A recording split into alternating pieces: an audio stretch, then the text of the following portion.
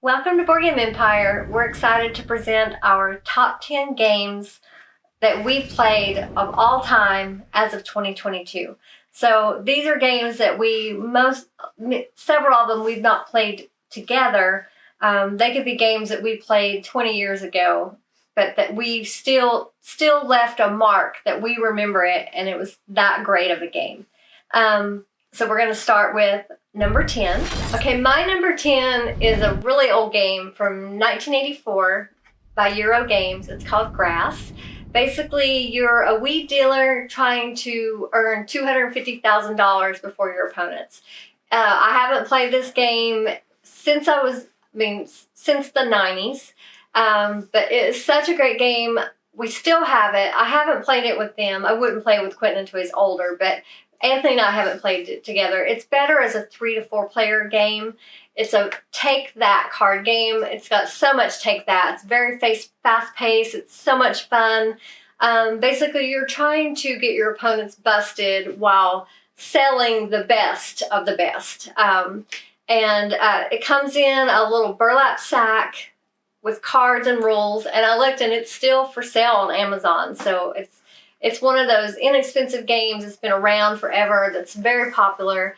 You can play it 2 to 6 players.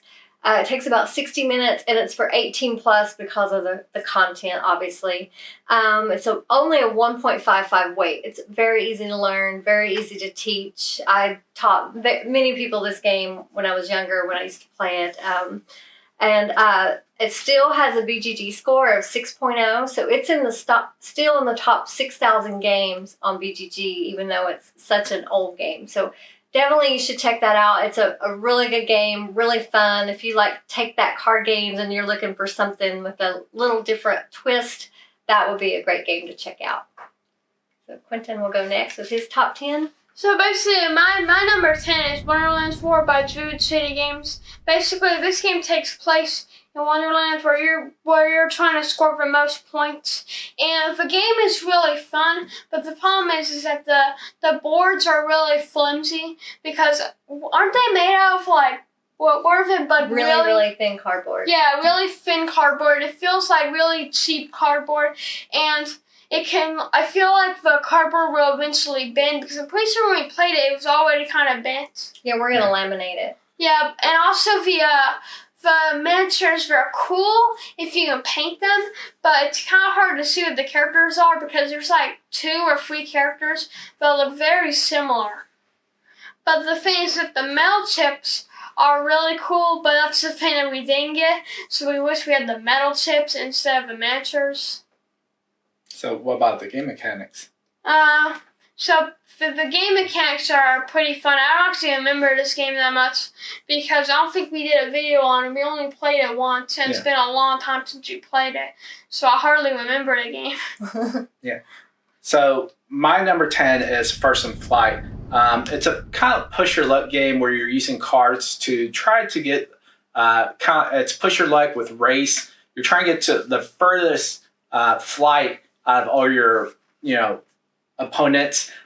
There's different things you could do, upgrades, and it's just a very easy game to learn. But it was extremely fun to play because it's simple but yet very strategic, and does have a luck-based factor to it. It has a 2.2 weight. I would venture to say it should be lower. The BGG score is 7.5. It does take quite a bit of time to play it, 45, 75 minutes, but the setup time literally takes 15, 20 minutes, if that, or less, compared to a lot of other games that have the same play time. So you have to factor that in. So you're actually playing a lot less than a lot of the other games because of the setup time. And it's 1-4 players. Great game. Really enjoyed it. And now we're going to go to our number 9. Okay, my number 9 is Illimat by Together Studios and Wormwood Gaming. It came out. I will mention that I have the exact same number 9, so. Oh, do you? Yeah. Okay. It came out in 2017. It's a very unique game. It seems very spiritual, and it's a game you feels like it's like really old game in a good way, like a classic game, even though it's only 5 years old. It's like something you feel like you would stumble across in like a family member's attic or something. But it's a hand management strategy game where the changing seasons and hidden luminaries can really put a wrench in what you're trying to achieve.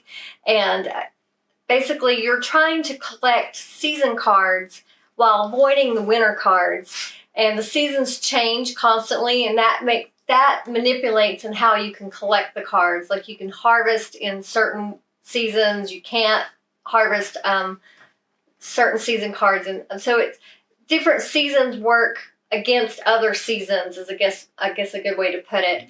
And it's cool. It comes with this cloth mat that you put the back of the game box on, which has the seasons on the back of it, and you're constantly turning that cardboard box between each rounds. You've got what are they called again? The luminaries are in the corner.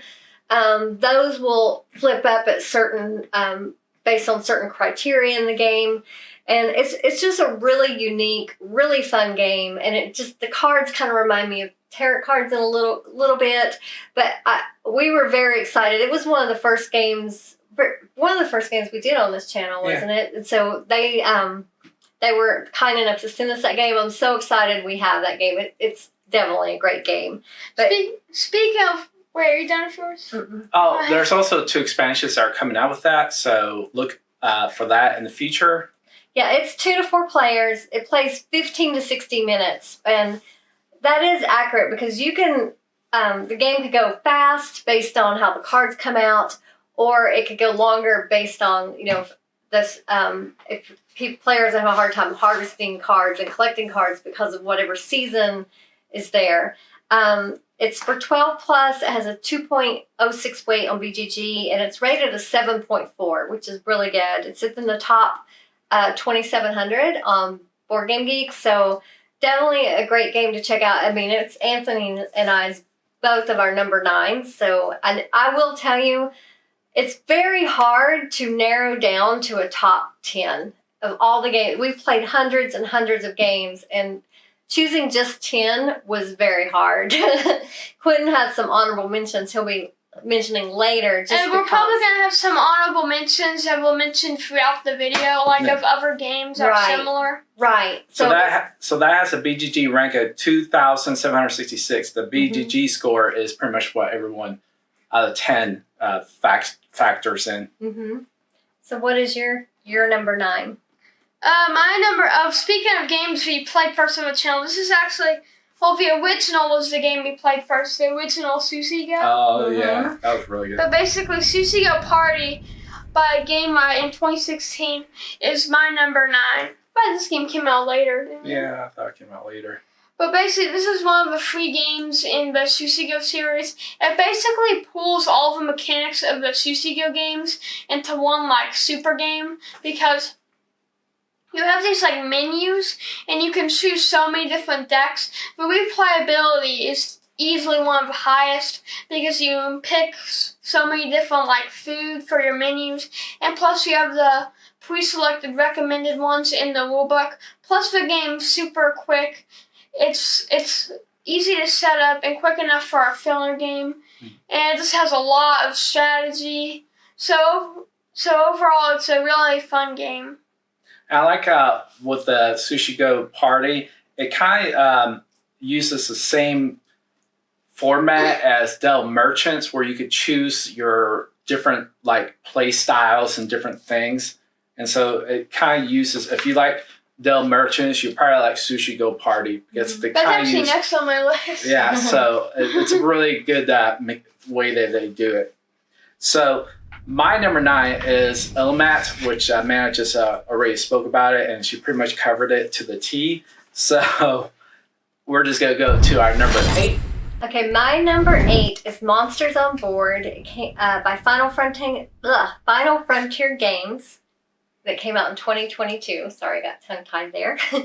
We backed this on Kickstarter, and we really enjoyed playing this game. We shelled out a little extra money for the plastic Fearmobiles, and I'm very happy we did. They're just really cool. And if you painted them, they would be even cooler. Yeah. But Aren't they already painted? No. they're Oh. gray.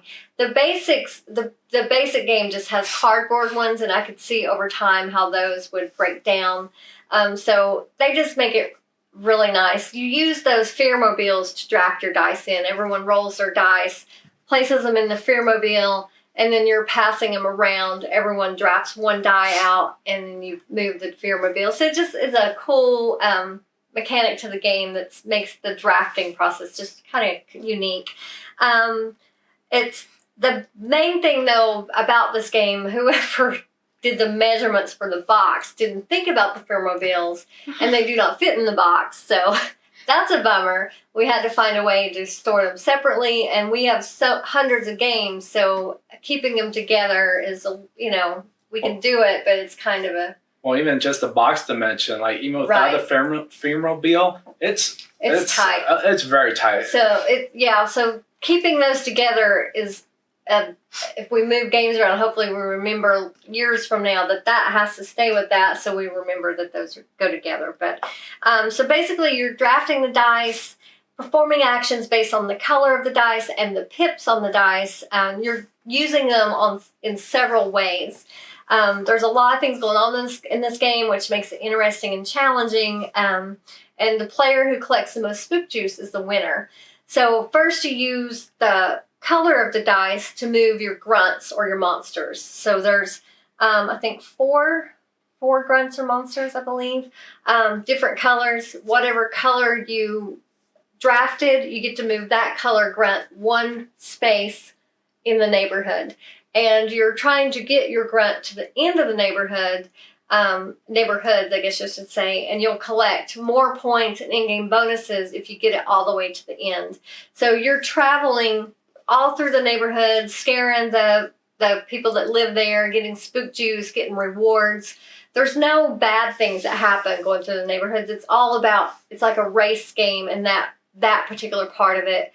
Getting to the end, trying to get more of your grunts to the end, and the further you go, the more bonus and rewards you're going to be collecting as you go through. Then there's the Order of Spiderjack track, and that uses the pit on those same dice. So once you move your grunts, you then move it in the middle, and it's that I can't remember what that middle part is, but you get a bonus based on that as well. I can't. Well, middle part. Where you put the dice based on the number, you get a certain amount of something. I can't remember. I can't remember. And I think you use that in the market later. Yeah. And then you move it down to the Order of Spiderjack, and you place it in one of the rows, and you're basically going to, you get bonuses the further in the rows you get, and you're trying to get all the way to Spiderjack. So there's a lot going on in this game, but at the same time, it flows really smoothly, and it just has, the mechanics are amazing, and just the whole theme. We really enjoyed it. I'm so happy we backed this game. It was one of the first games we backed, and it took a long time to get because of the pandemic and everything going on. I know they had some manufacturing issues, so it was delayed a long time, but it was definitely worth the wait. It's for 1 to 4 players. It takes 45 to 60 minutes. And the setup's not that much on that game. No. It's really 15, not. 20. And it's for 12 plus, and that's about right because there is a lot going on, and you would need a slightly older child that would be able to kind of understand all of that is going on. And there is a market, I didn't mention that, at the end of the round where you get to purchase cards that kind of help you further even more. They give you bonuses or advantages. And some of the cards are really good because I'm pretty sure there's cards where if you had so much of this color, you got like several victory points. Yeah, those cards were very helpful. It's a 2.77 weight. It's rated 7.7 on BGG, so it's still rated really high, and it's in the top 3,000. So definitely, if you can get this game still, I don't know if there's a late pledge for this game. I think they're going to be coming out with expansion. I'm not sure, or you can't. I think it's going to retail as well. Okay, it's a great game. Even if you just got the cardboard Fearmobiles on the retail version, those are just for us. That's more of a cosmetic thing. It doesn't add to the game other than it's the cool plastic cars. But so definitely you should check that one out. What's your number 8? My number 8 is Dale Merchants by Snowdale Design 2019. I'm pretty sure there's 3 Dale Merchants, not including this one, so that would be 4. And this is just like a Sushi Go Party. It basically combines all of the games in the series together to make like a super game with all the characters, and of course just like that one you could choose your characters. They're actually pretty similar games, somewhat. I would say. Yeah. But I would say Dale Merchants, there's more like player manipulation you could do, and like you can like definitely mess with the board, and there's a lot of things you can do. Plus they also have an app where you can pick which ones you want, does it on your playstyle. So overall it's a pretty fun game with lots of things you can do and player. Like, you can do a lot of player manipulation and board, like, doing things around. Yeah, it has a high player interaction. Yeah, the animal decks are really cool. And they explain to you, and as you add the expansions together, they fit together seamlessly because basically you're just choosing which animal decks you want to play. Like he said, depending on the type of game, do you want more relaxing, more cutthroat? I mean, and they explain to you what the decks do. So it's a really fun game. We had a lot of fun playing that game. Okay, my number 8 is Wingspan by Stonemaier Games. We really like Wingspan. It's kind of a set collection, hand management, drafting type game, where you're putting cards. A lot of the cards do different things as you put them down in different areas. Because you're going to be going from right to left, and you're going to be collecting resources dependent on what's underneath the cards. You also have to obtain eggs so you could put more cards down in your tableau area. And so it's pretty much a point salad type of game. There's a lot of expansions. I think there's 3 now. We have 2 of the 3. But it's just a really cool game that component-wise, illustration, components are really cool because they're kind of like layered as well. So, and then there's also where inside the box where you have everything's where you can place it. So really good game. Very impressed. Very strategic. Anything you want to say about it? Okay, so wait. What? The way I won or did win, I'm not sure if I won the latest game. I think I lost. But when we were playing on video, was original, I had a bunch of these birds that you could like fit like 5 or 6 eggs on them. So I was like putting a bunch of eggs. So I had a ton of in-game score, and I had like 50 or something eggs. I had like max eggs and all my birds. Yeah, because the eggs count for end game points, and so he just kept. And then I also had the most eggs for like on one of the like player goals, and I'm pretty sure I had another card that for every egg I got boosted points. Yeah. So I was just getting a ton of points off of those eggs. Yeah, there's a lot of game end bonus. Yeah. On the cards that the birds that you're putting down, and it's determined on pretty much what type of birds or what type of bird lands or different things. And so there's a lot of strategy to this game, where you place the birds, how you interact throughout the game, gain resources or eggs. And so just a really cool game. So we're going to go to our number 7. And my number 7 is Everdale by Sterling Games that came out in 2018. It's such a fun game. We have all the expansion for this game. They were nice enough to send us all the expansions. We haven't played them all. We need to play them on video. But this is a set collection worker placement game with cute little critters, and you're placing workers, collecting sets in the meadow.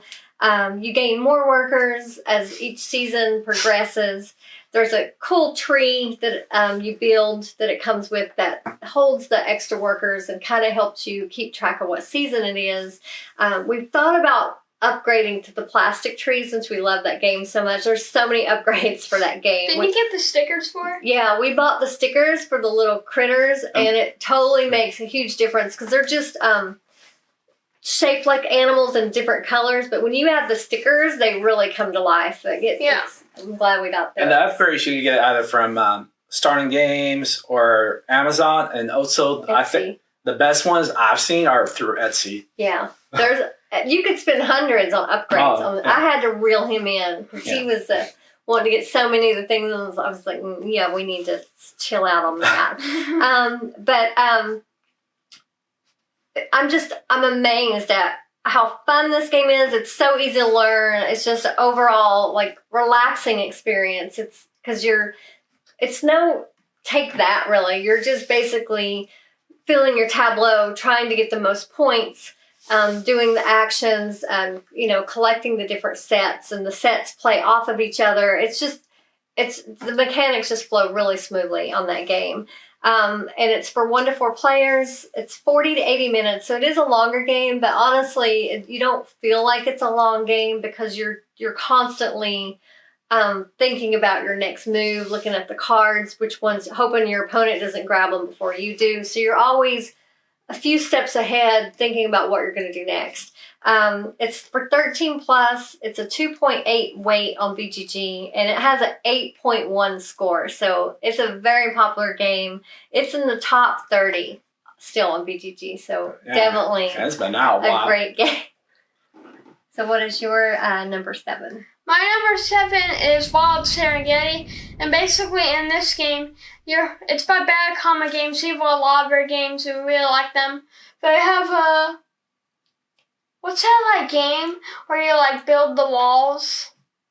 Oh, it's like a video game because you can choose emotes. Shala. It's right up there. It's Shala. Yeah. Shiola Warring States? Yeah. Shiola Warring States? Yeah. But basically that game, that's also another one of our great games. And basically, in Wild Serengeti, you have these animals, but you're you're taking the pictures, like a photographer taking pictures for some animal documentary, and basically you're trying to get the animals in the specific positions, but at the end of the round, the animals are moving, and your opponents can also mess with you by moving your animals, so it's kind of tough, because you have to have them in specific places, like places and specific their habitats. Mm-hmm. So it definitely has a lot of strategy to it, and the game was really cool. And all the characters, the miniatures, they already have printings on them of the design. They're not just colored meeple. Yeah, the components in that game are amazing. And they also had a tree, the round track with the toucan and the tree. Yeah, the components are amazing in that game. And yeah, the animals, they're wood animals. They're kind of nostalgic feeling, kind of like back in the day with the little wood characters you played with as a child. It's a really great game. It was a Kickstarter, but it's available now. You can buy it on retail, right? Yeah. Yeah, it's definitely a great game. I would suggest checking that one out. Okay, so my number 7 is Brian Brew by Osprey Games, and they have so many good games now.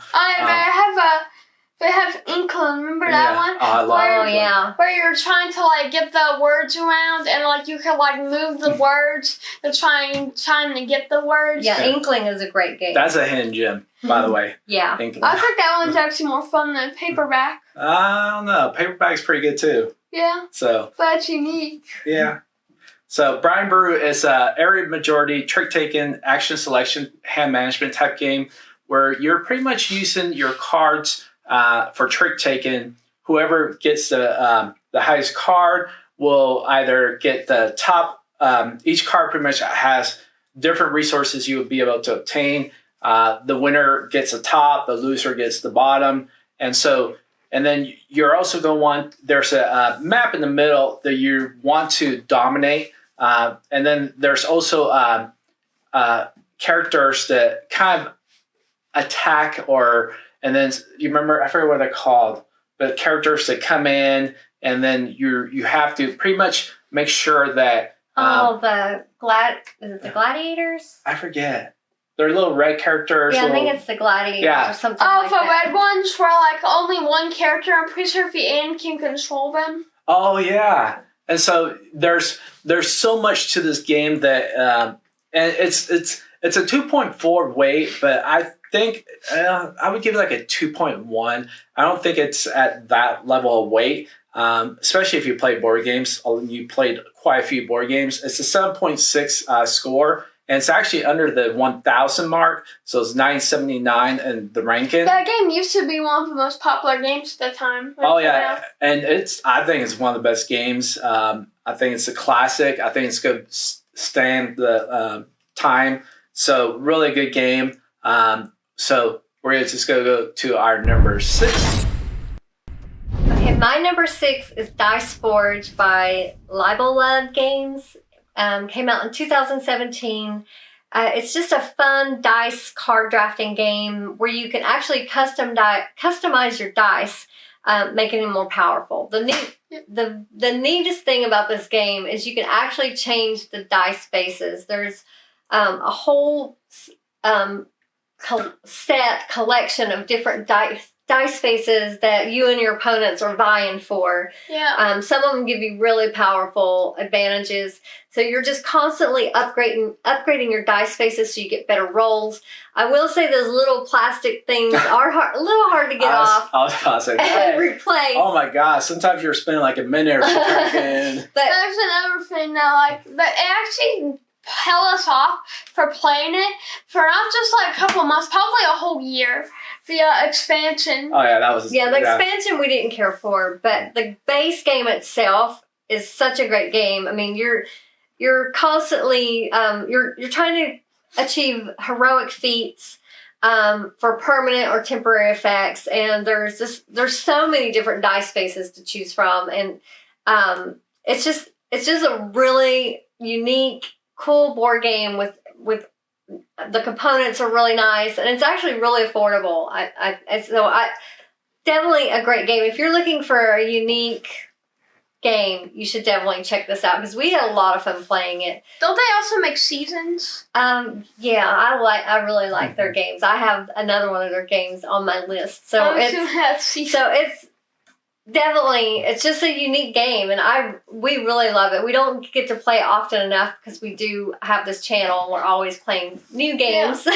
Yeah, when we were playing these seasons, Dice Forge, CC Go, and Century Golem Edition are probably the Splendor. And Splendor were probably the first couple of games we played when we first got into board gaming, I would say. And we loved them all. They kind of introduced us to this style of mechanics. Yeah. And so we were hooked. Once we started playing those type games, we were hooked on finding games with those mechanics because they're just so unique and so strategic. There's so much strategy to that game. So what is your number 6? Pretty sure, Anthony already covered this one. First in Flight by Artana. I just thought this is released in 2023. I thought it was already out. No, it's coming out. Coming out next year. But basically, it's a luck-based game where you're one of... You already covered it, but basically, this is basically like a luck-based card drafting game where you can mitigate the luck and try not to make the engine explode by shuffling the cards, moving them, and doing a ton of stuff. But basically, you're a famous pilot. You're basically someone who was once a really famous pilot in history, and basically you're trying to fly the farthest. And it doesn't matter, if you fly the farthest the first, it's your overall score. So you could, be at, only fly to, 16. I don't know, how far it is, 16 points? No, I think also feet or miles. Yeah. Oh, is it miles or, kilometers? I can't remember. But it's a long... But you could be at 16, but you could build up your deck, and then you could go all the way up to 60 points and win the game. Yeah, you're always trying to beat your previous flight record, Yeah. And there's a lot of strategy to this game because the person that's the furthest back on the board gets to go again so you can just stay behind your opponents and have multiple turns in a row. Because sometimes the other opponents will go further down through the board because they want that better reward. But if you just keep only moving a few spaces on the board and just stay behind the other opponents, you can rack up quite a few rewards by just staying in the last on the board a lot. That's one of the strategies. That's a good one to use. It is a really fun game that's coming out, and it's going to be on Kickstarter next year. No, already Kickstarter. Oh, already Kickstarter. It's going to be out next year. Oh, okay, got it. Okay, so my number 6 is Icky by Sorry We Are French. This is a great game. It's a rondel, worker placement, set collection game, but it's more like a market. Like you're building stores in a market, and as the market, you're able to do worker placement. And what is really cool is you're able to advance your workers and also retire them. Once you retire them, they give you a lot of endpoints and stuff. And then there's also certain times where there's a fire, and so you determine, and that's just random.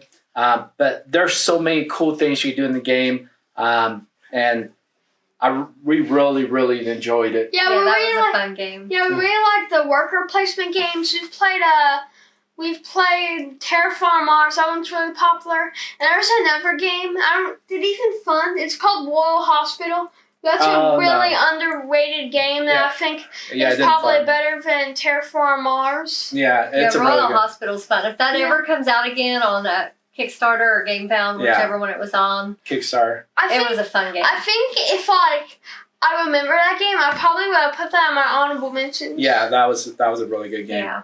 Okay, so now we're going to go to our number 5. Okay, my number 5 is already mentioned by Quinton, but it's Sushi Go Party. Game Right from 2016. Oh yeah, we love their games. I forgot to play Game Right. We have so many of their games. We do. It's just a fun, fast-paced game. We laughed a lot in that game. And I like the way the game is stored. It has little filing system, basically, so you can easily find the different decks. And you're picking menus. You do have to stick with certain a la carte, like a dessert, appetizer. You have to stick with certain style of menu. But you can pick like your own ones. You don't have to go by ones in the rule book. As long as you stick by what you have to have, you can just mix and match as much as you want. Right. There's several different decks for each category, is what we're trying to say. And it's just that makes it really cool and easy to find. And of course, they are set deck if you want, based on the style of play you want. They've got suggestions for that, or you can just mix and match based on your favorites once you've played it a few times. Like you said, it is similar to Dell Emergence in the way that you can build the different decks, but it's similar to Sushi Go, where you have your hand, you pick one, and you pass. So they did a great job of keeping with the theme of Sushi Go, the elements that you're used to, but taking it up a whole new level by making it with different decks, and where you can really change up the game. We love Sushi Go. That was one of the first games we played on this channel. That is the first game we played. Yeah, and we still love it. If you go to oldest videos, actually, I don't think you can. Can you still view oldest videos? No, can't anymore. They would have to search by just Sushi Go. Oh. But yeah, even though that game is a set deck that you always have the same cards, it's still a load of fun. It's a fast-paced, easy game to learn. This is also an easy game to learn. It's a 1.3 weight. It's for 8+, so it'd be easy to teach. You'd have to guide them a little, younger children, because the decks are changing a lot, but it only takes 20 minutes to play, and it's for 2 to 8 players. They also added the player count in this game so more people can play. It's got a BGG score of 7.4, so it's, I think, their most popular Sushi Go game. Yeah. And it's rated 277 on Board Game Geek. I think that might be a game where it's probably highest ranked game. Probably. Yeah, it's so much fun. We had a blast with that. Yeah. So what is your number 5? This game is Cookie Run Kingdom by Gimblo, or Cookie Run Kingdom, the board game. It's released in 2023, and it was on Kickstarter. And basically, it's just like the game where The video game? the video game, the Cookie Run Kingdom. There's multiple Cookie Run games, but it's based on the Cookie Run Kingdom game, where basically you have your cute little sugar gnomes that you play. It's basically like a worker placement game where you can place your little sugar gnomes and you can like build, get more cookies, and basically you have 5 different cookies, and the starting ones you actually get in the video game, the 5 starting cookies. So basically, what you're doing in the game is you take out your like, I'm pretty sure you start with 3 sugar gnomes, and you're basically placing them on the board, and you're trying to get more points. And there's also these landmarks, just like the game, which are really helpful and expensive, where they give you like victory points. They give you a ton of victory points, and I'm pretty sure you can only have one landmark or 3. Yeah. I can't remember. I think it was 1. Yeah, I don't know. You can only have so many landmarks, I think. I'm not exactly sure on that because it's been like a couple of months since we've played pretty much all these games in our list. Yeah. But overall, it's a really fun game. Okay, so my number 5 is Everdale, which Amanda already covered. I didn't play that game. Yeah, he's played the My Little Everdale. Yeah, so, but Everdale, I'll just add to it. It pretty much is everything she said: hand management, tableau building, set collection, worker placement, and open drafting. But it's more like a, what's it called? Where you're playing by yourself. You're not really, there's no interaction or take that. So it's that type of game. So if you're not a take that type of person, this is a great game. And it's a family-friendly game. It's really easy to teach. It's a 2.8. I don't think it should be a 2.8. I think it should be like a 2.5 maybe max. 13 plus. So it's a really easy game. We plan to teach it to Quinton here soon. And so phenomenal game. Like she said, I would get hundreds of dollars worth of upgrades if I could, but Hundreds of dollars. yeah, there's some. We don't even play the games more, but I think there's only one game that we've played more than 3 times. I'm pretty sure we've played it like over 8 times, and it's of course my number 1 game. We'll get to that one later. Okay, so now we're gonna go to the number 4. Okay, my number 4 is Splendor. It's from Space Cowboys. It's from 2014, so it's a little bit older. It's basically one of the first games we purchased when we started getting more into the board game hobby. I will say that the expansion doesn't really add too much to it. Yeah. No, it really doesn't. We didn't care for the expansion. We've always played games like more of the classics, and so we were kind of stuck. And so we started branching out more with games with different mechanics, and this was one of the first ones. And I absolutely love the components. The chips and the gems really are they're just fun to hold, fun to play with. They just make it and being that it was one of the first games that had that type of thing that we played with, because classic games have the standard meeples and dice. You really don't have that. So it was just really a major upgrade to our gaming experience when we first played that game. Did we even play this on video? I don't know. No. You did how to play it. Oh yeah, I'm pretty sure we played this in our free time when our power was out. Yeah, we play yeah. this a lot in our free time because it's an easy. It doesn't take that long. No. But it's a very straightforward, very simple game to learn. It's got a lot of strategy. I dominate this game.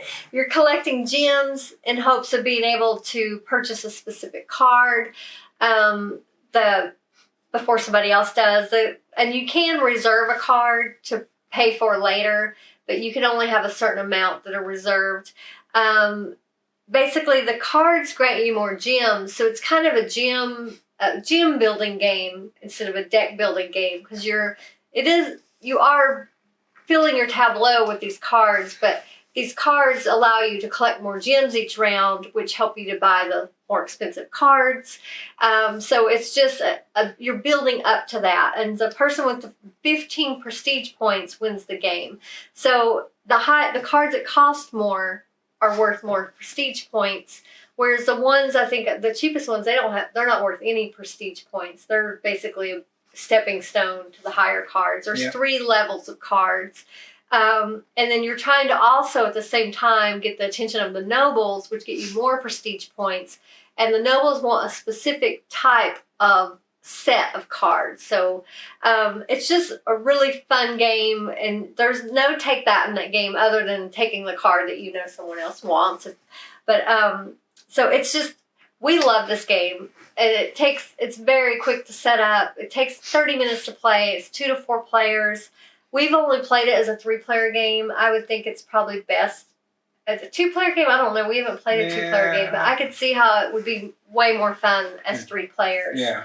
They would play this as a 3-player game. No, it's 2. We haven't played a 2-player game. Oh, yeah. It's for 10 plus, so younger kids could easily learn this game. It's all pictures. You don't need to read, because you basically just need to see what gem you're collecting and what gems are pictured that it requires you to purchase. I'm pretty sure the gems have different shapes.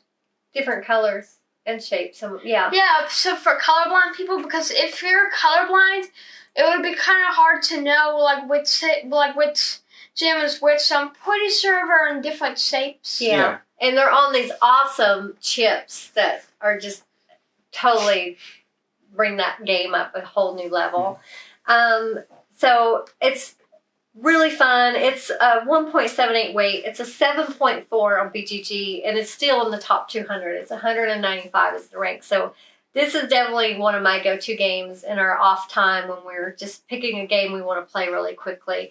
And honorable mention that's similar to that, which Century Golden Edition? Yes. Yeah. Like I said, it's very hard to narrow these lists down to 10 games. She didn't know which one she was going to pick. I know. Century Golem is so much fun. It's similar to Splendor, but also very different, because you're also trying to collect sets, and you have cards here where you're placing gems on to get to further down. Like the first card is free, but if you want to take cards further down the line, you have to place gems on them and leave them there to get the card further down the line. And then the next person, whatever gems are on those cards, if they take those, they get the gems. And then the cards you're trying to purchase cost a certain amount of gems, right? And it's just, that is also a very fun game. And I think that one of the winners, the one that gets to 5 cards or something. First. Yeah. Or is it points? I can't remember. It's determined on the cards. It's determined on the cards. I'm pretty sure it's the first player to get 3 or 5 of the golems. I think it's 5. Yeah. But we love that game. It's been a while since we played it. And it's not the golems. Actually, no, it's not based on that. I'm pretty sure, I remember. So basically, the game ends when someone has so many golems, and then some of the golems that cost more are worth more points. Right. So you actually add them up. Oh, yeah. When someone gets 5 cards, the game ends. Then it's based on who has the most points, because the points are on the corner of the card. It's a very simple game, but a lot of strategy. Yeah. Because you have to decide whether you want to hold out and try to get, and the cards are always moving. If someone takes one, they move down, and you're replacing a new one. So they're more expensive. You get bonuses. You get silver and gold coins for taking ones in certain slots. You also are trying to wait till the card you want gets to where you get that bonus coin. At the same time, you don't want to wait too long, because those ones that are worth more points are going to be the ones everyone's trying to get. So it's a very strategic balancing game. So definitely Splendor and Century Golem, equally amazing. Yeah. I would say they're both my number 4, but I had to pick one. Actually, since your golem isn't even in your list. I know. I had to choose one. They're so similar. It's hard to choose just 10. So what's your number 4, Quinton? Mine is Battle Puffs. Hey, basically, this is a game where you're Did you already mention this on your list? No. No. I don't have that on my You're list. the only one with that on your list. Oh, I'll find you. It would be honorable mention in my list Yeah. if I had it. It was a fun game. It is Yeah, but extremely basically, fun. Battle Puffs is you command these sweet little cute puffs. They're really cute. Basically, the puffs, they have a popularity score at the bottom, and it not only matters at the start whoever goes first, but the real fun is in the abilities, because there's this one card where if someone like sacrifices their puff and you're like the phoenix, then you also Oh, yeah. burn them. Oh, yeah, or something. It's so sad that it didn't fund. It's a take that. It did. Actually, it did. They canceled it. Yeah, but it was weird because like they had the day 1 tier for like 2 days, and then they never like took it off. So like the only way you could fund it was through the like donate feature, and then they just took it off of Kickstarter. So we hope it comes back. Yeah. We have it, don't But we? yeah, put it this way, this is one of those games that I think would compete with Dell Merchants and Sushi Go Party. Oh, also another thing that's like that was kind of disappointing is that they have a YouTube channel, but their videos don't have that many views. Yeah. They only have like 10 views, but basically they have these really cool videos of basically explaining the story of Battle the Puffs. trailers. Yeah, Oh, yeah. they're good. Yeah, they were like explaining the story of Battle Puffs, except the videos only have like 5 views, so that's kind of Well, sad. hopefully it will get more of a following, and people ask for them to bring it back. Are they planning on bringing it I don't back? know. It was But- such a fun game. If you like Dell Merchants, this is going to be Battle one. Puffs is not like Dell Merchants. I think it is. It has that take that feeling.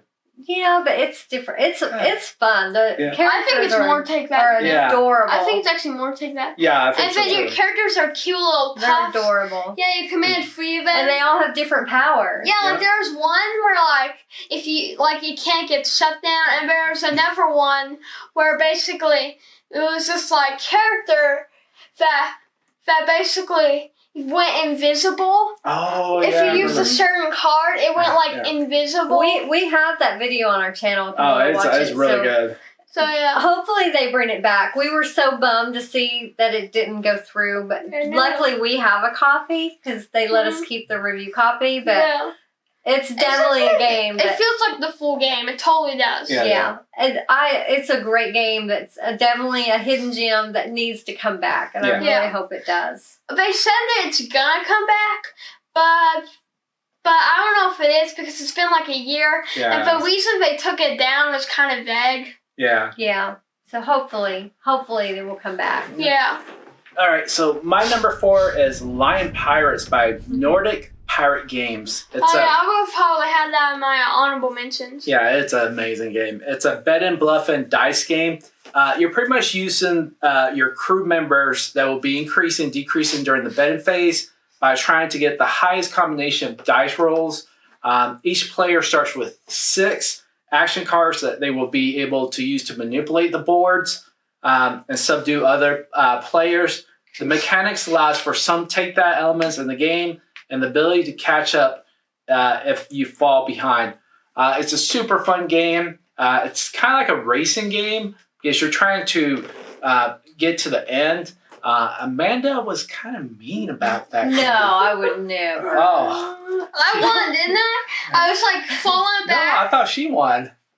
Oh, you did win. Remember, I was But- falling back behind, and then there was like, the fun part is that the players, they get to choose where the things are, so I'm pretty sure, like, Amanda got, like, the plague or something, Yeah. and then I was able to just speed through her. Yeah, but she made a point to stop me. It's why I remember. The components are cool in that. The little Oh, yeah. bamboo like cups. Yeah, I've I don't never know seen- what they're made of. I've but never they seen remind me of bamboo. Yeah, I've never seen components like that. It is probably the best looking components I've And ever the seen in games. expansion is amazing. Yeah.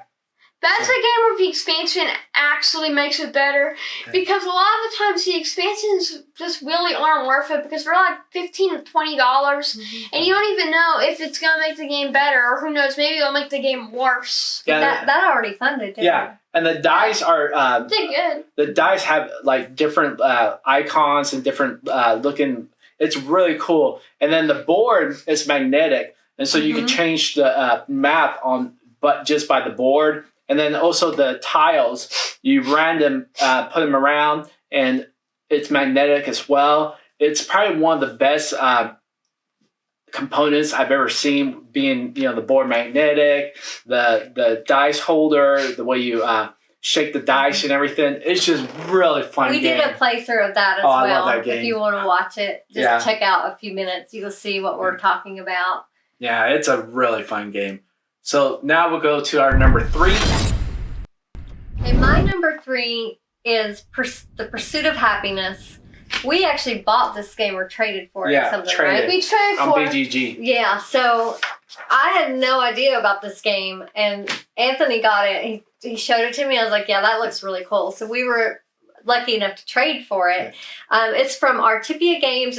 It was back from 2015, so it's an older game. It reminds me of the game of Life, but Yeah, it's like, pretty much the way same, but better. like they just improved it. Way better. Way better. So it's basically, it is a worker placement game, but you're starting out the character from birth through adulthood. And you're trying to achieve happiness through your projects, your jobs, relationships, raising a family. There's a stress meter. I'm pretty sure all that actually increases the stress meter in the game. Right. It kind of reminds me of The Sims. Yeah, it is kind of like The Sims. When I think about it. So, the stress meter is a constant factor in the game, and it basically controls, and the too much stress can kill you just in life, but the higher happiness gives you short-term bonuses and determines the starting player. The person who's the happiest gets to go first, and that's a big advantage because it's a worker placement, so you're trying to get your characters on certain spaces on the board first, because there's only so many that can be placed, so it's definitely an advantage to go first. It just has really nice components. The theme works really well, and we really enjoy playing that game. We were laughing the whole time. I don't think I really did good in that game. It's funny how the relationships bring your happiness down, and you can have multiple relationships. Like, you can cheat. Like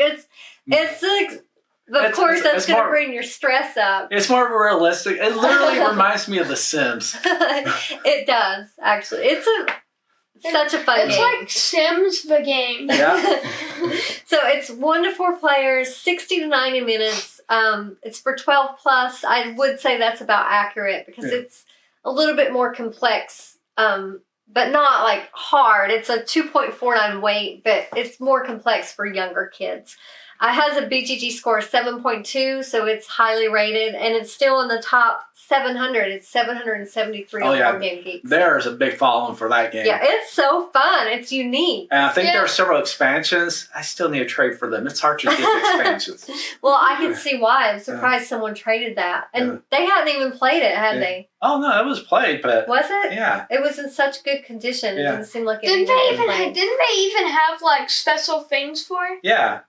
Yeah, I think they laminated and everything. It was, the copy we traded for was amazing. Yeah. I Thank you for trading it. yeah. Love it. It was you. Thank you. You took very good care of it. And it was like he said, they had upgraded some of the things. Yeah. So what's your number 3? My number 3 game is Cosmic Fog. Oh, And awesome. basically, this is a game where you are a 2 mile long fog where you're trying to like absorb the aether shards in your gullet. And basically, this game, what makes it fun is that each player is a different fog with a different ability. So you can get a fog, and the fogs that are the coolest are the ones where you can like battle. Oh, yeah. Because like I remember Amanda was being super mean. That does not sound like me. She was so mean. Every time we were like, and then like Anthony So basically, Amanda was like mean in the game, and then we were like trying to battle her, and then Anthony was like trying to be, and then he was attacking her until he eventually became mean. So then I just took all of her stuff, and I just won in the end. Yeah, that game is very cutthroat. They If you were- like they were beat- cutthroat, Well, they were beat down in the end because she was battling like crazy, he was battling like crazy, so I was just able to just swoop in when they were weak and just take it all. yeah, it's so fun. One thing I like about He that only game. had 2 points at the end of the game. One thing I like about that game is that at any point in time, you could come back. Yeah. Literally at any point I was in time. losing. I was at 1 Because I point. was dominating. At 1 point. They thought they didn't have a chance. Yeah. It turned very quickly. I had to. You're mean. That game definitely brings out your inner bully. I will say that. But in a good way. Like every single time someone goes into like the outer dimension, you're getting attacked. Like you're immediately getting attacked. Yeah. But it's fun. If you're a good sport, it's a fun game. It would not be a fun game to play with someone that's a bad sport. Because you have to play with people that can take it and give it right back. Yeah. Yeah, you can make someone cry in that game. Yeah, if you do not play that game with someone that's a sore loser or a bad sport, because it would not be fun. You don't want the table flipped. I like that aspect because they're normally because normally I dominate those type games, but it actually gives me a good challenge, and everyone has a fair chance. So it gives like every player a challenge, and I'm pretty sure I won both times we played on video and off video. And that's another game that's coming out with 2 more expansions next year. Oh, yeah. So, Oh wait, it is? yeah. Yeah, How did you know to say? Yeah, the company mentioned it to me. Mm. So, my number 3, already Amanda mentioned it, Monsters on Board. Phenomenal game. Love the track on the very right. This Also- is the first game we ever backed on Kickstarter. Yep. Oh, it's so awesome. The components are really good. Just several downsides to the components. The point tracker, the little meeples that they give you is way too small and they constantly fall. Also, there's not enough points at the. You're always going to extend beyond that point, remember? Oh, yeah. You get So- way more points than they have available to track on the board. And also, like we mentioned before, it is so difficult to get every component in that box where the box closes right. So hopefully when they do a second edition, they fix all that. Will they do second edition? Oh, yeah. That game is so popular. It's at 7.7 on BGG. 3060, which is really good. Well, I realize one thing that's weird is that some games with a lower rating are higher for BGG ranking. Like Amanda's Pursuit of Happiness, only 7.2, 773, 7.7. That one's like 2,000 score lower. Yeah. So I don't really know how that works. It's determined on the BGG The number score of and ranking. ratings, isn't it? Yeah, it's pretty much determined also on how many people have rated it, and so that will make it go further. So the more people that have it, the more people that rate it, the further it goes on the BGG ranking. But just a really cool game. Really enjoyed it. I think that it's if they could fix some of the component issues, wow, I think that this will be just up there like Everdell. I think it'll be a 8 or higher and constantly stay at that level if the components would just be fixed. So now we're going to go to our number 2. Okay, my number 2 is another oldie but goodie. It's called Filthy Rich. Wizards of the Coast made it back in 1998, so I don't even know if you can still get this game. But I love this game. No, you can't. I remember we looked, Right. and I'm pretty sure if they sell copies for this game at really high prices on eBay. Oh, yeah. So you might be able to find it on eBay, but love this game. It's so unique. Anthony and I found this in the mall in a game store Washington State. Many years ago.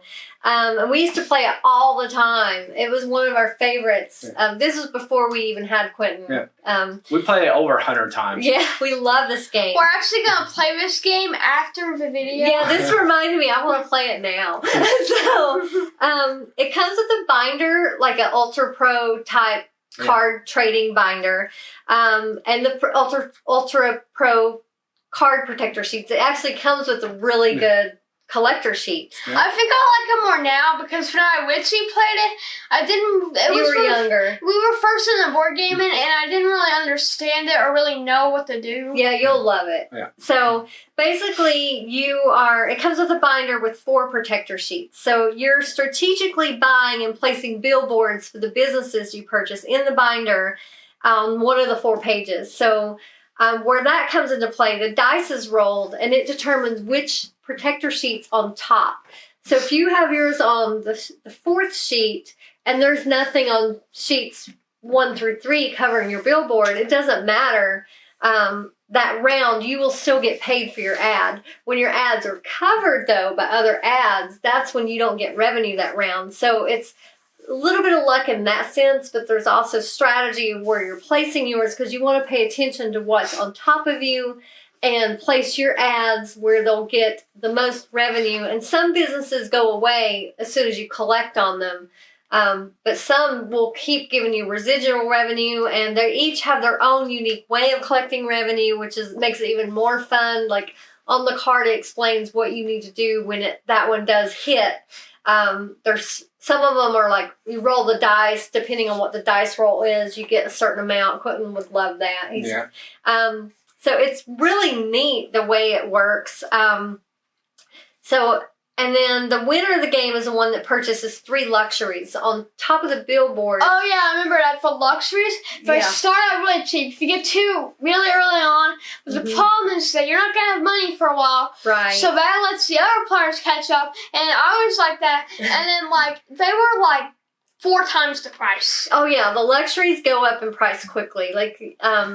So you have to collect 3 of them, but of course every player is trying to get the cheapest ones because it doesn't matter. It's not about the points or the value of them. It's just whoever collects 3 first wins. Yeah. So after those first 2 are gone, like you said, they go pretty steep, more and more in price, and they increase. After the first 3, they increase more and more and more until a point they're insanely expensive. And you have to keep money on hand because there's taxes. If you roll, I think, a 6, you have to pay taxes on your businesses you own, and the tax value is, I think, stated on each business. So can you be in debt? You have to sell your businesses. Yeah. I'm pretty sure I was in debt in that game. Yeah, you have to sell your businesses if you can't pay your taxes. So you have to, it's a balancing game. It's a lot of fun. It's for 2 to 5 players. We played 2-player mostly. We only played 3-player once with him, but he didn't really get the game. He was a lot younger.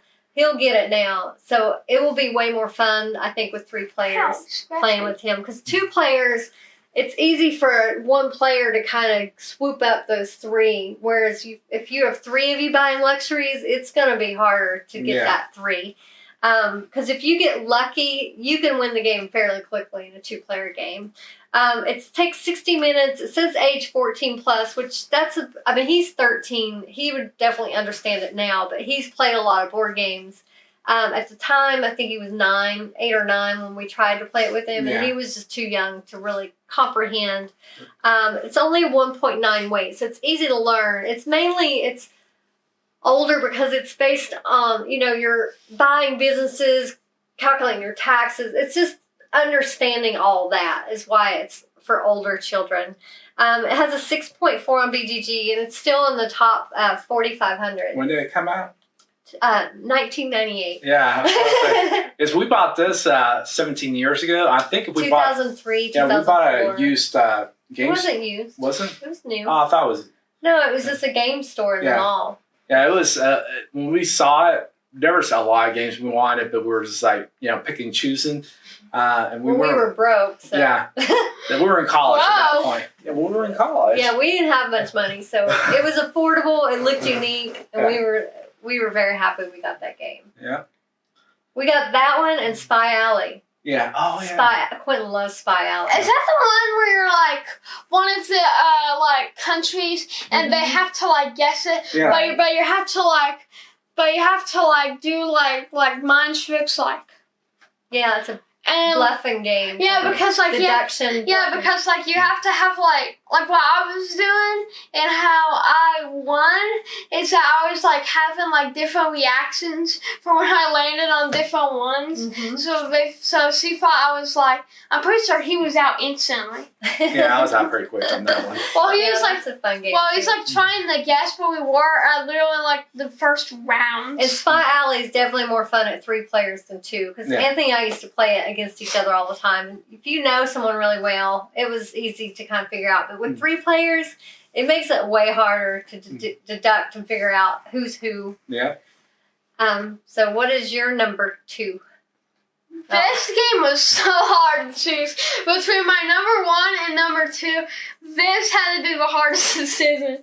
Steve's never played the game, and basically it's Power 62 Delta, and basically it's like Super Chess, and it didn't do that good, sadly. Yeah, it flopped. It actually did horrible now I think Yeah. about it. It was an amazing game. The Kickstarter had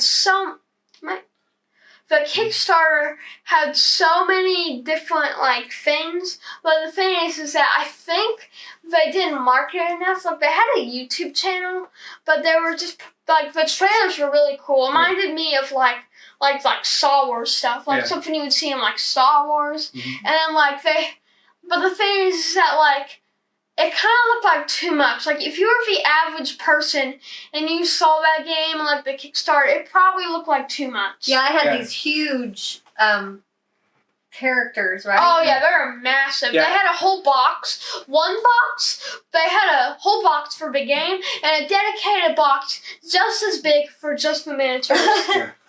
But the thing is, it wasn't that complex. It looks. I remember we were scared. We were like, You were scared. I had to force him to do it, and then he loved it. Like I should tell number 2. but basically the reason why it's because 1, it's a really fun game. It only got like $400 out of their goal. Their goal wasn't even that high, was it? No. And basically, But the reason that they had trouble, I think, is because for the amount of game you get, it was pricey to just back it because it was a huge Because of all the box. miniatures. Yeah. But I think if they scaled down and did cardboard or did something to offset and made a smaller box, this Oh, game like would. the clear, if they did the clear standees. Yeah, nowadays, if they did that, wow. This game, I think, would do very well if they reinvented it and not change the mechanics, I don't but think it's just the gonna come back components. though, because like that must have costed them tens of thousands of dollars. Yes, and we still have the prototype. They told us to keep it because we love it. So thank you. Yeah. But basically, this game has one of the best board game moments. Never mind. This is the best board game moment ever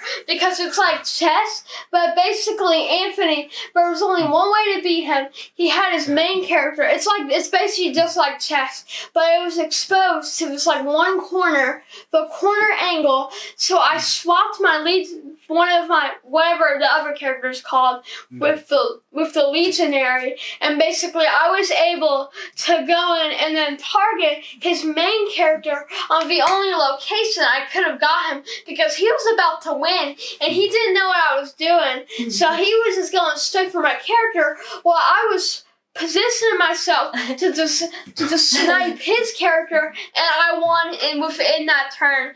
And there's some crazy moves. Like there's one where like it's like a ton of things, and then there's another movement. Because you have different cards, and there's another one where it's like goes like zigzag, like there, and then it goes like back. Yeah. Your cards pretty much tell you what movements you can do, and so it's a really good game.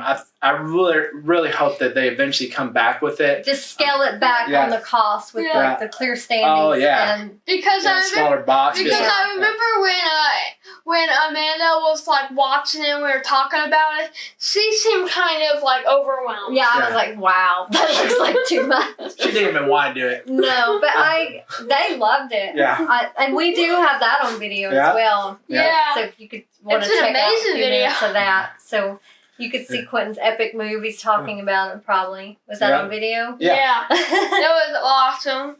Okay, so my number 2 is Cosmic Frog. Wow. That was my number 3. Yeah, really good to take that game. Very I don't think impressed there's with it. any games we have all 3 of us Yeah. on them. Yeah, really impressive game. It's so much to take that. And it's a very memorable game because, like I said, anyone can win at any time. And normally, like at the end, everyone's just attacking each other. You're like, I'm not even kidding. You're attacking. You're trying like. This is like the most evil game. Yeah. This is like on evil levels of like unfair. Yeah, like this. If this was Scarface, you're trying to get your opponent to swim with the fishes. so, which we've never played the Scarface game. So, but Cosmic Frog, really good to take that game. It's 7.4 on BGG. It has a 3.03 weight, which I don't think the weight. Wait, really? It's that high? Yeah, I don't will think say, so. I will say, the setup is so long. Yeah. Yeah, Yeah, the setup's intense on yeah, it. 20, 25 minutes or more. I think it's actually 40 minutes, Yeah. and with one person, it can take like a whole hour. No, Yeah. it wouldn't be that No, long. it'll be like 40 minutes. But, Yeah, 40 minutes. but me and Matt were doing the setup, and it Yeah, took but you 25, have to, 30 minutes. you have to like put all the tiles where they like And go. you have to count a certain amount Yeah. based on the player count. Yeah, and then you also have to get all the characters and the abilities. So I think if like one person was doing it, it would definitely take a long amount of time. Yeah, but really good game. Very impressed. We already discussed the mechanics, everything of it. Yeah. So, my number 2, phenomenal game. And like I said, they're coming out with expansions next year. There's a lot of games in our top 10 that are coming out with expansions. We're super excited. Yeah. So, we're going to do our number 1s. Okay, my number 1 all-time favorite game is Seasons, also by Lavalette. I had Dice Forge previously in my list. It came out in 2012. I think the reason this is such a favorite of mine is one of the first games we purchased with these new type mechanics, and I just love it. I always want to play this game. Every time we have a break or a holiday break where we get to do little game marathons of whatever we want to play, I bet we're gonna play it this Christmas. I choose this game every time. And it does not matter the time. It could be free. It could be 3:30 a.m. and we can still play this game. Yeah. She forced I'm us. not that bad. She forced us to play at 1 a.m. It was not 1 a.m. Yeah, it was. We ended at 3:30 Okay, a.m. we were playing a game marathon and Quinn was out of Yeah, school. but- I was off work. But that on was vacation. the game we started at 1 and ended at 3:30. Well, we didn't know what time it was. when We knew what started. time it was. Yeah, all right, whatever. So, She like duct taped us to the chair. Whatever. Uh-huh. We were like, Yeah. And then we were like this the whole time. Uh-huh. So, ignore them. she would slap us if we fall asleep. They're so full of it. Okay, the components are really nice. It has 4 dice for each season. They're just really nice components. Basically, it's played over 3 years or 12 rounds. And each player drafts 1 dice per turn that gives you a bonus. And you're balancing between harvesting the elements, which are water, earth, fire, and air. And then you're increasing your gauge, so that controls the number of power cards you can have in your tableau. You're using these elements to play the cards. You're trying to collect crystals. The crystals determine the winner at the end of the game, the one with the most crystals. Some of the power cards have a take that element. There's a huge deck of cards that you can draw throughout the game to get more powers. And then you have to be strategic in the initial part of the game. You're dealt a hand, and you're dividing them up between 3 stacks, 1 for each year. So you got to decide which cards will benefit me more in year 3 versus year 1, because of course you're going to be able to play more things later on that cost more versus in the first year, you're basically still building up your elements. So it's a lot of balance. There's some take that. It's a lot of strategy, and it's just, to me, it's just a fun game. There's a game I'm surprised you didn't put on here, and I really thought you would have. What? Sagrada. I love Sagrada. That's hard to choose. Because she even bought the app on the Google Play Store, where basically you can like play online, and it keeps on going until they make their next move. So you can play over several days. I would need like a top 100 to list all my games, but Sagrada, Sagrada, Paperback, those are my honorable mentions. Paperback and Sagrada. I love those games. I just had to choose 10, and it was so hard to choose 10 games. But Seasons is for 2 to 4 players. It takes like 60 minutes. We love that game. It's for 14 plus. It has a 2.78 weight on BGG, and it's still rated a 7.4 score after being out for 10 years. Wow. So that says something. But it was released in 2012. Mm-hmm. And it's still in the top 300. It's ranked 258. So I'm not the only one that loves this game. It's just so fun. It probably will always be in my top 10, I would think. Yeah, we can tell it's definitely your favorite game. Playing it at Free Party. Well, that's how you know you're... This game that he's getting ready to say his number one will definitely always be his number one. Oh, yeah. We have to play that every time we have a holiday break. Oh, yeah, we played it 9 times. I'll do my honorable mentions first, but we've played it at least 9 times. I finished it in 5 minutes once. I just dominated. He's hard to beat at that game. I'm pretty sure I've won 8 times, and Anthony... Actually, wait, no, I've won 7 times. Amanda won because it was too late, and you won on video. Yeah. So what's your number one? What's your honorable mentions? Oh, yeah. So my honorable mentions, my first one is Adventure... Wait, I don't want to cover my face. What are you doing? I'm trying to look for my honorable mentions. Since you're all talking about honorable mentions. Okay, so my honorable mentions is Adventure Mart. And basically, this is a game where the artwork is super duper cute. Some of the characters are really cute. And basically, it's a game where Adventure Marts just randomly pop up. And basically, you're a manager in them, and you're trying to, like, get the most points and be the most successful. However, there's a lot of things that, like, your customers, like, there's thieves and a ton of stuff that can happen during the game. And overall, it's just a really fun game. And this game, this one I had to put on mentions. I was thinking actually about putting it on my list. And this game is Chicken Heist by Fortato Games. And basically, now when you look at the game at first, we just have the prototype, don't we? Yeah. Mm-hmm. But basically, we only have the full game, and the prototype's amazing. Now, when you first look at Chicken Heist, it doesn't look like much, but basically, you're a chicken, and you're trying to like get the most money through cash, which is worth 1,000. Gold, which is 2,000 points, and diamonds, which are worth 5,000. And basically, you're trying to get the most money in a bank heist. But the thing is that there's a lot of player manipulation, bluffing. It basically has a lot of stuff because, during the game, you can like swap the cards around, and then you can like kind of trick them into using their hide cards, because if they waste it when there's no events, then they can't hide anymore, and then you can swap the cards. And this game would be better with more players, because you could fake stuff that's happening, and also your characters have different abilities. Each one has a different ability, so you can be invisible to certain events, and also you can and then you can also play cards where you swap things. So it's it has a ton of cards, and for such a small game, it has a lot with it.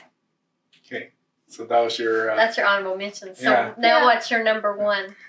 And basically, this is by Isaac, 4 Souls by Maestro Media, and this game is my favorite game. We actually backed it on Kickstarter the expansion, and we're getting the other expansion, and I'm pretty sure we get those in a month. Yep. It's supposed to be coming out in a month. Well, we'll be playing this game in a month for sure. Actually, I think we'll be playing it during the holiday break in at least a week. But basically, this game is where you're one of the 11 characters. This is without any of the expansion and the collaboration characters. But in the base game, you're one of the 11 characters with a special ability. There are over 100 cards, not including the 2 expansions. Including the 2 expansions, it probably reaches somewhere to 600 to 800 cards. Really? I don't know. Yeah, it's a lot. Wow. Because with the expansion, they add 200, the first one, and then they have 200 cards, and I would say another 100. The thing's already huge. And then, they have a huge chest to store it on, but they also have another 100 in collaboration cards, and then they also have more cards. So Wow. it's they basically have at least 600 cards combined. But the thing is that there's so much to take about this game.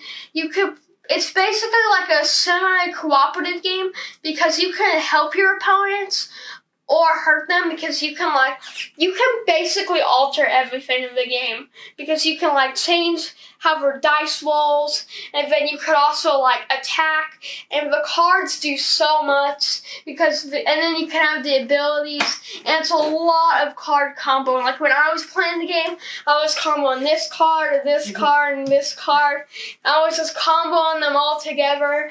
But the thing is that you can steal cards, and there's also cards where you can actually eliminate a player from the game if not eliminate, you come back, but you can actually kill. There's this one card that was so evil, where basically if they kill a monster, they get killed, and then basically and then the player that played the bomb card, you get all the money obtained. Oh, yeah, I remember that card. That card was so evil, and that's just only one of the cards. And then there's also these super bosses, which have tons of HP, but if you get them, you actually get 2 souls, and you only need 4 to win, which doesn't sound like a lot, but if you're playing the game, it actually takes quite a lot of time, unless you're me and you finish the game in under 5 minutes. And the treasures are we like getting the treasures. Oh yeah, and there's also bonus soul cards, if you have 10 or more cards in your hand, 25 or more money at one time, and then if you have 3 or more guppy items, I actually remember them off the top of my head. We played that game so much. I would hope so. All right, so for my honorable mentions there are 2 totally different spectrum. One is Gloom, great game that we played. Yeah. It was kind of hard between Canvas and Gloom. They're both I never played that game or Canvas. I never played either of them. You kind of use the same components where you're putting it on top of each other and they do different things. But it's just a simple card game, really easy to teach. And so you're pretty much just you're putting cards and it stacks up, and then pretty much that determines what you could do and end game points and everything. And so I forget how you end the game on that game, Gloom. It's been a while since we played. I can't remember. Don't you also have the expansion or something? Yeah, we have that expansion that Quinn wants to play. Because he didn't get to play the original one at first because he was in school. And also, when you unbox it, all the cards look the same, except when they play, they told me it's actually different. You were looking at the back end. Right. I think you unboxed it one. No, I didn't. Was I just looking at the back of all the cards? Yeah, well, I gave it to you after and you kept looking at the back. I think that kind of ruined the experience for me, and I just didn't know what to play that. I was like, what do the cards do? He was so zoned out, he just kept looking at the same back. So I was like, okay. And I was unboxing, so I couldn't tell him, flip it. So, but my second honorable mention, it's a more complex game, but it's really fun. It's really hard to teach, and so I'm not going to talk about how the mechanic works because it's really actually hard. Canvas? No, Feudum. Oh yeah, they're just fun. We were early on in this board. I thought you said the two were Gloom and Canvas. That was hard to learn. They're different spectrum. But once you get it, you get it. Yeah, it's a really hard game. I'm pretty sure. Didn't you say that game was like almost a 5 complexity? Yeah, it's like a 4.8 complexity. It's like really hard, but it's fun. Yeah, once you get it, you're like, wow, it's so good. But then they have little mini expansions that add different things to it. Isn't there also like this like big monster in the board as well? Yeah. Is there? Yeah, you remember you could get the little monsters to help you. It's been so long. Yeah. It's been years. I only remember that because I looked at it and those really stood out to me. Those like big monster characters. Yeah, there's the components are phenomenal, and there's also upgraded components you can get from their website. There's mini expansions. If you like complex games, Feudum, wow, really good game, and just we really enjoyed it. Okay, so my number one, and I think like Quinn's number one, this is probably going to always be my number one for a long time. It's Primordial Secrets by GLHF Games LLC. I never played that one. Which comes out next year. Okay, it's very unique. It's a deck build and take that, and very punishing game. Very punishing game. So you're hosting and you have visitors. The visitors are going to try to steal secrets from you. And that's how the game pretty much mechanic works. You're going to be able to obtain different like character cards that do different things. It's one of the most unique games I've ever played. No game that we have played has the same mechanics like this. It's none. And we played over, 400 games? And for a game that shows different mechanics and new mechanics and does it so flawlessly and very impressive. A lot of people might not like the theme. I didn't like the artwork, but the game I loved. The game is amazing. I was like, this doesn't look fun. I didn't like the artwork. I had to force her to play. And then she was like, at the end, she was smiling and said, wow, really good game. I was like, yeah. And I told her, that's probably going to be my number one game for a long time. It has a 9.4 BGG score. It has I haven't been paying attention to the scores, but Power 62 Delta has a 9.2. I know, it's a really good game. I agree. I think that should be like, if there was ever to be a game that honestly deserved a 10, I think Power 62 Delta would be the one. Yeah, it's pretty close to 10. To deserve really a 10. Because like it has something for everyone. Yeah, the only reason I didn't put Power 62 Delta is because it didn't fund. And so... But it was a really good game. The weight for Primordial Secrets is 2.5, and it's just 13 plus. It goes from 30 to 90 minutes, and it's two to four players. And I will say that I guarantee the more players you have, the better. And so that's my number one. And so that wraps it up. So thank you for watching. Hopefully our lists will help you to find some games you didn't know existed, or discover new games even if you knew they existed that maybe you might check out and give a batteries by end. Look at it and see if wait, is it flashing? Yeah.